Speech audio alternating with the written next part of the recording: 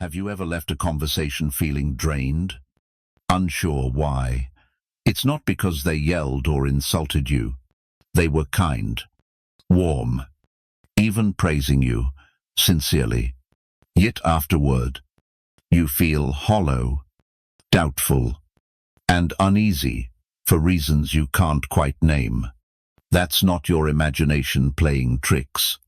It's a sign you've encountered someone with a hidden darkness, masked by kindness, care, and friendliness.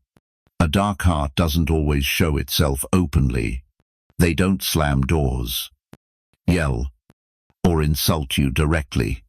Their words are chosen with care. They weave their words to charm you, subtly slipping into your emotions, pulling you down, and making you question your worth. It might be a coworker who praises you but quietly undermines your opportunities, or a loved one who claims to care yet drains you bit by bit daily. Today's video isn't about dramatic evil or spreading fear. Instead, we'll calmly and clearly explore 5 types of people with hidden harmful intentions, not to judge or harden your heart, but to understand, more importantly, to learn how to protect your inner peace, like a stoic calm, steadfast, and grounded. First, the manipulator disguised as a friend. They never raise their voice or pressure you openly. They approach with kindness, warm words, and a nod of goodwill. But if you pay close attention, you'll notice that after each interaction, you feel smaller, less confident, and more self-doubting than before. This is the manipulator posing as your ally. They don't control you with force. They control you by creating the illusion that you need their approval to feel worthy. They offer advice that sounds sincere, like, "You're so talented, but sometimes you're a bit too impulsive." Maybe it's just a lack of experience. They say, "It sounds kind," but you walk away feeling less capable. What makes them dangerous is how subtle their influence is. You don't realize you're being manipulated. They position themselves as your helper, your confidant, the one who truly cares. But beneath the surface, they plant seeds of self-doubt, just enough to make you adjust to fit their expectations. I once knew someone like this. He'd praise me in meetings, saying I had leadership potential, but in private talks with the boss, he'd casually mention I seemed unstable and needed more oversight. At first, I trusted his feedback, thinking it was honest. It wasn't until I was passed over for key projects that I realized he wasn't helping me grow. He wanted me to stay beneath him, believing I needed his guidance. In truth, the opposite was true. Stoicism teaches us to stay alert, not angry. Marcus Aurelius never taught us to rage against such people. He urged us to observe them as an outsider would, treating them as a chance to practice clarity and calm. Epictetus wrote, "You can't control what others say about you, but you can decide what enters your mind." That's the core lesson.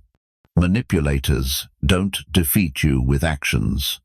They do it through suggestions, words, and subtle influences on your self-belief.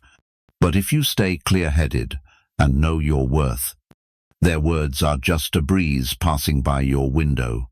If someone in your life leaves you doubting yourself after every talk, tread carefully. They may not hate you, but they don't want you to outshine them. As a Stoic, your goal isn't to cut them off abruptly, but to create inner distance, never letting anyone define your value but you. Second, the false friend. They don't show overt negativity. In fact, they make you feel like they're your greatest ally. They listen, agree, and cheer you on, But notice this, they're only there when you're at your lowest. When you start to rise, they fade, or, worse, turn sarcastic. These people love your weakest self. They want you emotionally dependent on them. But they're never truly happy when you grow stronger. At first, they seem like your safe haven, understanding you better than anyone. But as soon as you change for the better, they pull back. You'll hear them say things like, "Wow, you've really changed. Not the same person anymore." As if growing is something to be ashamed of. As if not needing them is a betrayal. Their playful jabs hit your deepest insecurities. Like, you look sharp today trying to turn back time. They call it joking. But you know it's not. It's not love, it's mockery dressed in a smile. I had a friend like this once. She was there when I was down, comforting and attentive. But when I started finding my way, taking care of myself, and setting boundaries, she began to withdraw. Then came the messages, "You've changed so much. Too busy for old friends." Now I wasn't cold, I just stopped feeding her emotional reliance. Stoicism doesn't teach us to cut people off with loud declarations. Seneca said it best. Don't hate those who aren't genuine. See them as a test of your clarity and inner peace. To spot true kindness. Watch how someone treats you when they realize you don't need them anymore. A real friend lifts you up and celebrates your growth. False friends only value you when you're broken, because that's when they hold emotional power over you. Stoicism reminds us that true connection doesn't make you feel small, doesn't make you doubt yourself, and certainly doesn't guilt you into staying stagnant. They want you stuck where they're comfortable. Remember this. You don't owe anyone your stagnation. If someone only loves you when you're weak, that's not friendship. It's dependency disguised as affection. As a Stoic, you don't need to make a scene. Quietly step forward and grow stronger each day. Third, the controller. They don't shout, "I want to control you." They don't give orders or use threats. They use something subtler, your emotions, because they frame it as love. It's easy to mistake their control for care. These people are often close spouses, family, or longtime friends. They don't outright forbid things. Instead, they nudge gently. They don't demand, they express concern. They say, "I'm just not comfortable with you hanging out with that person." Or, "That outfit doesn't suit your age." People might talk. It sounds reasonable. Protective, even. But look closely, and you'll see they're slowly shrinking your world. Every decision becomes a subtle, emotional negotiation. They don't want your independence. They want you to rely on them for security. The worst part, they make you feel guilty for choosing yourself. You want time alone, and they act hurt. You reconnect with old friends, and they grow distant. You say no to their requests, and they quietly express disappointment.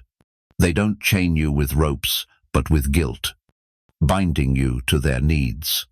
I heard a story of a woman married for 20 years. Her husband never yelled or used force, but over time, she lost her friends, gave up hobbies, and stopped doing things alone. She said, "He only wants what's best for me, but I feel like I'm living in a glass cage."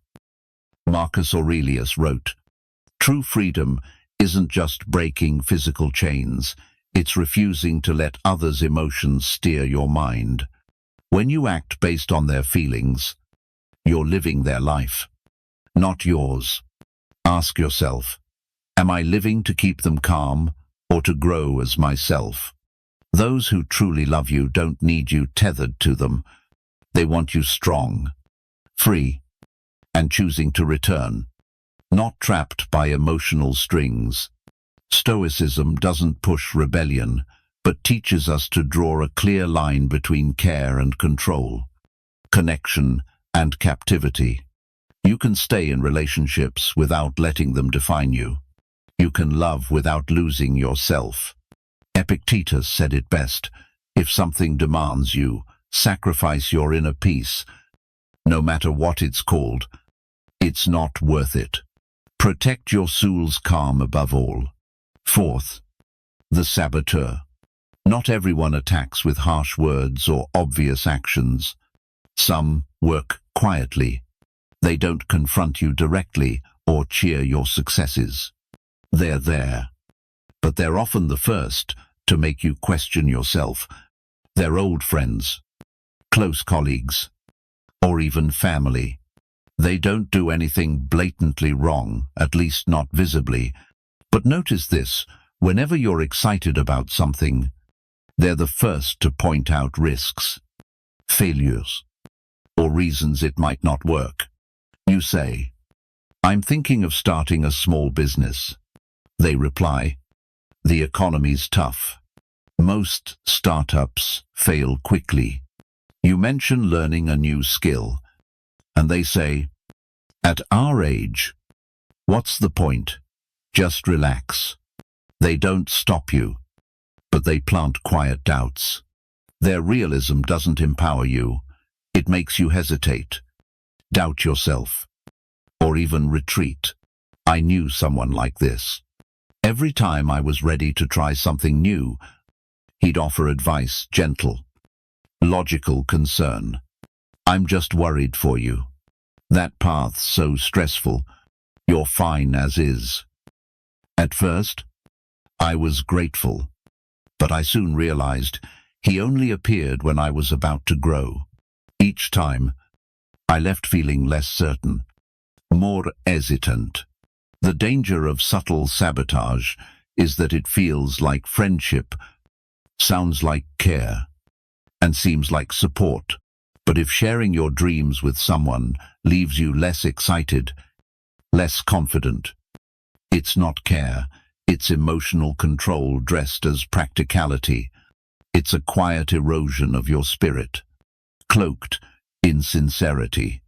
Marcus Aurelius said, "The wise don't need others' approval to do what's right." That's a profound Stoic truth. Don't let others define what's right for you, especially those who sow doubt while pretending to care. If someone constantly highlights what could go wrong, making you hesitate more than act, step back, not because they're evil, but because they may not be ready to see you shine. Their discomfort, conscious or not, drives them to keep you small. Stoicism doesn't teach us to mistrust everyone or cut ties coldly, but it offers this: a clear mind is your strongest shield. Keep your mind like a mirror, reflecting truth clearly. See who lifts you up and who holds you back. When you see it, you don't need to argue or explain. You just keep moving forward with strength, leaving them behind in their own doubts. Fifth, the energy drainer. Not everyone hurts you with cruel words or obvious actions. Some simply exhaust you by being around them. They don't insult or control you, but after time with them, you feel tired, heavy, even guilty for feeling that way. Energy drainers live in constant negativity, always a complaint, a pain to share, an injustice they've faced. They don't attack you directly, but they pull you into their emotional abyss without you realizing you're sinking. At first, you think you're just being a good listener. You empathize, support, show up. But over time, you dread their calls or avoid meeting them. After each talk, you're left drained, like you've weathered a storm, wondering why you feel so depleted. They say, "You're the only one I can talk to." You stay out of guilt. They say, nothing ever works out for me. No one really cares. You try to comfort them, but they reply, it's easy for you to say you don't get it. Eventually, you realize they're not seeking solutions. They don't want to heal. Their pain defines them, and playing the victim is how they feel seen. They don't need a savior, they need an audience. And sadly, you've been that audience. I had a friend like this. I gave time, energy, and support. I listened, offered advice, tried everything, but nothing changed. It wasn't about progress. They just needed me to validate their pain, to affirm their victimhood. One day, I stepped back. I didn't lash out or cut them off. I simply created enough distance to protect myself. It wasn't selfish. It was recognizing that, if I'm depleted, my presence becomes an empty gesture, no longer a gift. You weren't born to carry the world's weight on your shoulders. You're not obligated to be everyone's rescuer. Love doesn't demand endless sacrifice. And kindness doesn't mean abandoning your boundaries. If someone constantly leaves you drained, pause and ask, am I helping them? Or am I chained to their pain? If the answer stings, that's your signal. It's time to step back, reclaim your energy, and set a new boundary for your peace. After recognizing these harmful types from subtle manipulators, false friends, controlling protectors, pieds saboteurs, to energy drainers, you might wonder, what do I do? Cut them off. Avoid them. Confront them. Speak out. Or stay silent. There's no one-size-fits-all answer, but there's a clear path. Respond like a Stoic. Stoicism doesn't demand rigidity or coldness. It teaches you to act consciously, not swept up in others' emotional games, not letting their negativity change who you are, and never letting their toxicity rob your inner peace. With manipulators, stay vigilant. Watch their words like an observer studying a scene, not caught in their web of subtle implications. Ask yourself, am I acting from my values? Or am I swayed by their quiet influence? For false friends, don't waste energy explaining or fixing the relationship. True supporters rejoice in your growth. Those who don't will try to guilt you for moving forward. You don't need to apologize for becoming your best self. With controllers, stay calm and firm. Don't react with anger. Say gently, I value your care, but this is my choice, and I'll own it.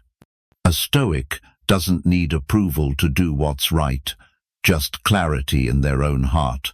For subtle saboteurs, you don't need to expose or accuse them. Just keep your distance. Stop sharing your deepest dreams, and they'll fade away naturally. You don't need applause from those waiting for you to stumble. With energy drainers, remember, kindness doesn't mean exhaustion. You can care and be present. But set limites. Try saying, I need some space today. I'll listen when I'm ready. That's not selfish. It's the Stoic art of self-regulation.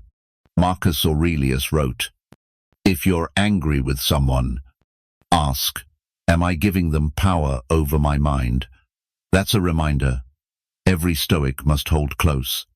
When your peace wavers, whether from anger, pain, or frustration, pause and ask, am I choosing this reaction, or am I being pulled into it? The ultimate Stoic freedom isn't removing toxic people, they'll always exist. It's mastering how you respond to them. You can walk away from a charged conversation without losing your calm. You can choose not to retaliate. explain, or justify, and still know you've done right. Toxic people only win when they make you lose yourself. A true Stoic never lets that happen. If you're starting to see these patterns in those around you, don't fear. You don't need to change them, just how you respond to them. View them as challenges that sharpen your growth, clarify your values, and build your self-mastery. Each time you hold your boundaries, choose silence over reaction, or walk away in peace, you're closer to inner freedom. You don't need to defeat toxic people. You just need to ensure they don't pull you down. Choose peace over reaction, progress over approval, and you've won in the calm, powerful Stoic way. Thank you for watching. If this resonated, like, subscribe, and share with someone who needs to hear it.